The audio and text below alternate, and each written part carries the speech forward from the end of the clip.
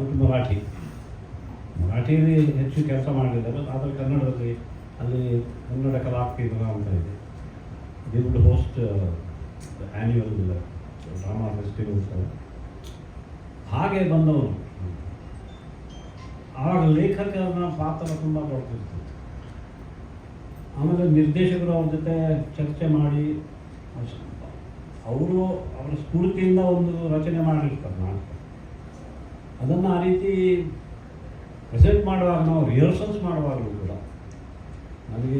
ನಾನು ರಿಹರ್ಸ್ ಮಾಡಿದ ಸುಮಾರು 25 ನಾಟಕಗಳಲ್ಲಿ ಆ ರೈಟ್ರು ಕೂಡ ಬಂದು ರಿಹರ್ಸಲ್ಗೆ ಹೋಗಿ ಎಷ್ಟು ಮಟ್ಟಿಗೆ ಅಂದರೆ ನಾವು ನಟಿಯರು ಏನು ಮಾಡ್ತೀವಿ, ಸಾಮಾನ್ಯವಾಗಿ ಬಾಯ್ಪಾಠ ಮಾಡಿ ಮಾತಾಡ್ತೀವಿ. ಆದರೆ ಕೆಲವೊಂದು ಸಲ ಒಂದು ಪದ ಆ ಕಡೆ ಈ ಕಡೆ ಆಗಿ ನಾವು ಸೇರಿಸ್ಬಿಡ್ತೀವಿ.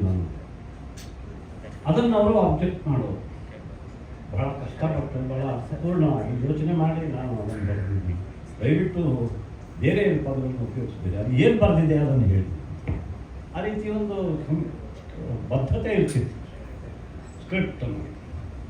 ಯಾಕಂದ್ರೆ ಅವರು ಕೂತು ಯೋಚನೆ ಮಾಡಿ ಚರ್ಚೆ ಮಾಡಿ ಬರೆದಿರುವಂಥ ಒಂದು ನಾಟಕ.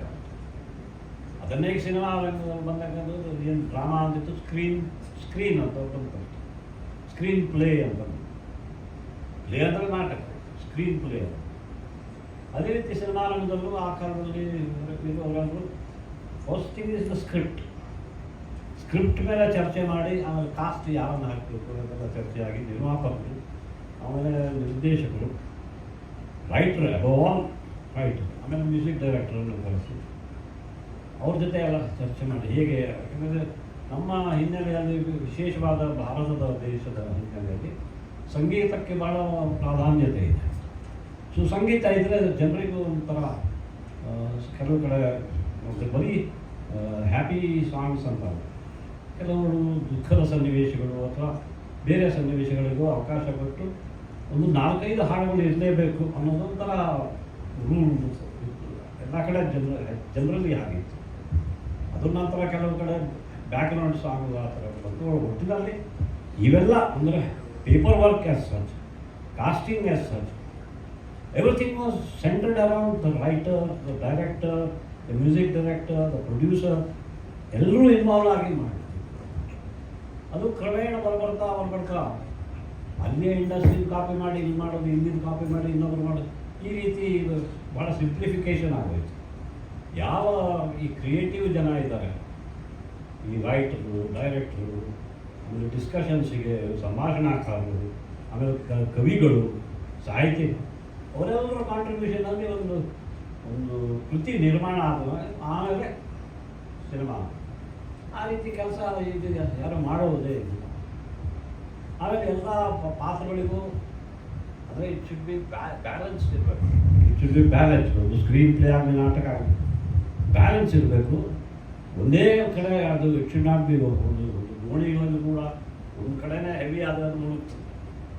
ಹಾಗಾಗಿ ಎಲ್ಲ ಬ್ಯಾಲೆನ್ಸ್ ಮಾಡಿ ಅದನ್ನು ತೇಲಿಸಿ ತಗೊಂಡೋಗ್ಬೇಕು.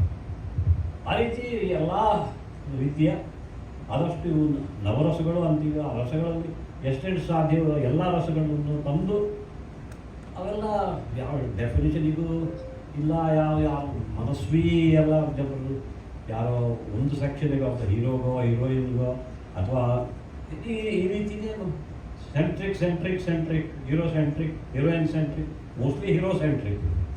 Rest of the cast, rest of the ಸೀನ್ಸಿಗೆ ಆ ಬಲವೇ ಇರೋದಿಲ್ಲ. ಆ ರೀತಿ ನಿಶಕ್ತಿ ಆಗ್ತಾ ಇರ್ತ ಜನಕ್ಕೆ ಅದು ನೋಡಿದ್ದ ಹಾಡಿದ್ದ ಹಾಡು ಕಿಸ್ಬಾಯಿ ದಾಸ ಅಂದಾಗೆ. ಇದೇ ಈ ಫಿಲ್ಮು ಮತ್ತು ಆ ಫಿಲ್ಮಲ್ಲಿ ವಾಟ್ ಈಸ್ ದ ಡಿಸ್ಟಿಂಕ್ಷನ್ ಅಂತಾನೆ ಮಾಯವಾಗುತ್ತೆ.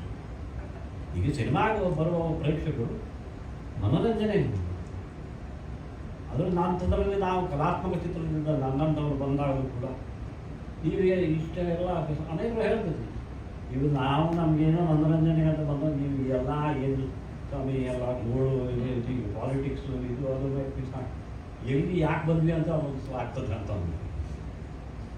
ಸೊ ಮನೋರಂಜನೆ ಅಂದರೆ ಒಂದು 10 ರೂಪಾಯಿ ಕೊಟ್ಟರು ಇವತ್ತಿಗೂ ಒಂದು ಕೌಂಟ್ರಲ್ಲಿ ಒಂದು ಬಿಸ್ಕಿಟ್ ಒಂದು ಪ್ಯಾಕೆಟ್ ಸಿಗ್ಬೋದು.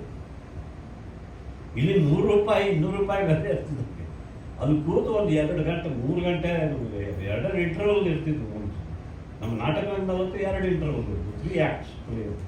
ಅದು ಅಲ್ಲೂ ಕೂಡ ತಿಳಿ ಆಯಿತು, 1 ಇಂಟರ್ವಲ್ 2 ಆ್ಯಕ್ಟ್ಸ್ ಅಂತ.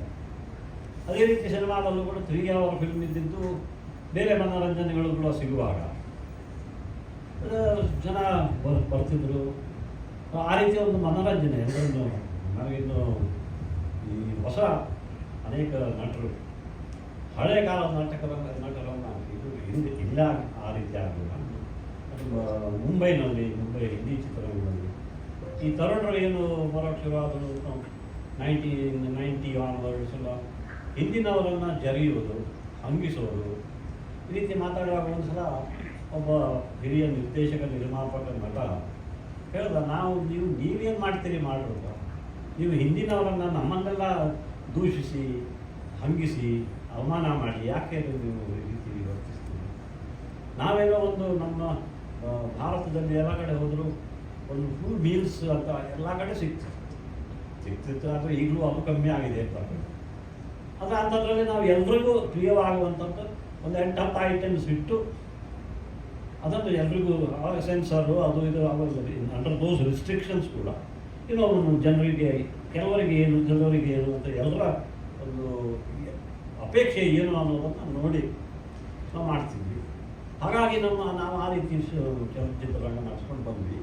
ಈಗ ನೀವು ಈ ರೀತಿ ಮಾಡ್ತಾ ಇದ್ದೀರಿ, ಆ್ಯಕ್ಷನ್ನು, ವಯಲೆನ್ಸು, ಎಲ್ಲ ಓಕೆ, ಜನ ಎಲ್ಲಿವರೆಗೆ ತಗೋತಾರೆ ನಾವು ನೋಡ್ತೀವಿ. ಹಾಗೆ ಅವರು ಅಂತಿದ್ದು ಇವರು. ಸೊ ಅದೇ ಆಗಿದೆ. ಈಗ ಬ್ಯಾಲೆನ್ಸ್ ಇರೋದಿಲ್ಲ. ಯಾವುದೋ ಒಂದು ಪಾತ್ರಕ್ಕೆ ಮಹತ್ವ ಕೊಡಿ, ಆತನಿಗೆ ಫ್ಯಾನ್ ಫಾಲೋವಿಂಗ್ ಇರ್ಬೋದು, ಬಟ್ ಒಂದು ಸ್ಟೋರಿ ಅನ್ನೋದು ಆತನ ಸುತ್ತ ಮಾಡ್ತಾ ಹೋದರೆ ಇದೇ ರೀತಿ ಎಲ್ಲರೂ ಮಾಡಿದ್ದಾರೆ. ಈ ರೀತಿ ಇರುತ್ತೆ ಸ್ಥಿತಿ. It's because other departments are all ignored. ಎಲ್ಲ ಕ್ಯಾರೆಕ್ಟರ್ಗಳಿಗೂ ಪ್ರಾಮುಖ್ಯತೆ ಇರಬೇಕು. ಈ ಸಣ್ಣ ಸಣ್ಣ ಪಾತ್ರಗಳನ್ನು ಕೂಡ ಆಗಿನ ಕಾಲ ಎಂತ ಸಣ್ಣ ಪಾತ್ರದಲ್ಲೂ ಮಿಂಚಿ ಹೋಗುವುದು. ಅನೇಕ ಸಲ ಅವರೇ ಆ ಪಾತ್ರದ ಬಗ್ಗೆನೇ ಜನ ಆಚೆ ಬರುವ ಮಾತಾಡೋದು. ಆ ರೀತಿ ಆಗ್ತಾ ಇಲ್ಲ. ಆಮೇಲೆ ಜನರಿಗೆ ಇದೇನು ಮಾಡ್ತಿದ್ದಾರೆ ಇವರು, ಈ ಚಿತ್ರದಲ್ಲಿ ನೋಡಿದ್ದ ವಯಲೆನ್ಸ್ ಅಲ್ಲಿದ್ದು ಅಲ್ಲಿದೆ. ಆಮೇಲೆ ಸಕಲ ಕಲಾ ವಲ್ಲಭನ್ ಅನ್ನೋ ರೀತಿ ಅವರಿಗೆಲ್ಲ ದರ್ ಇಸ್ ನಥಿಂಗ್, ನಥಿಂಗ್, ಎಲ್ಲ ಬುದ್ಧಿವಂತಿಕೆ, ಎಲ್ಲ ಶಕ್ತಿ ಎಲ್ಲ ಆತನಿಗೆ ಮಾತ್ರ ಇದೆ ಅನ್ನೋ ರೀತಿ ಮಾಡ್ತಾ ಜನ ಅದನ್ನು ನೋಡಿ ಬೇಸತ್ತು ಈ ಸ್ಥಿತಿಗೆ ಬಂದಿದೆ. ಅದಂತೆ